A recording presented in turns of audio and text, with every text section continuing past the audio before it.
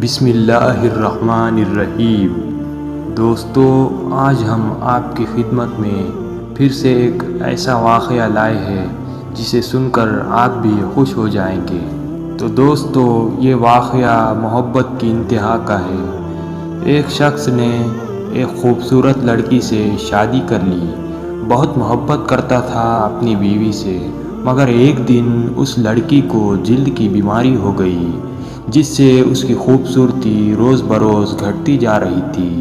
ایک دن اس کا شوہر سفر پر نکلا تو واپس آتے ہوئے اس کے ساتھ ایک حادثہ پیش آیا۔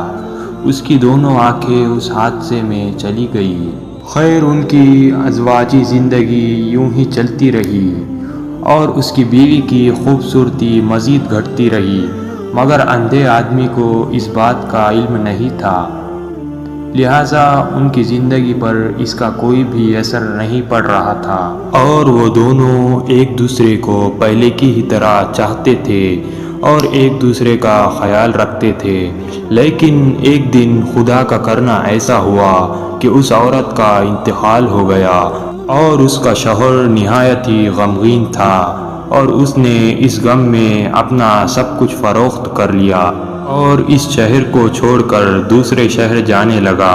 تو اسے ایک شخص ملا اور اس شخص نے اس سے پوچھا کہ تم اکیلے کیسے جاؤ گے؟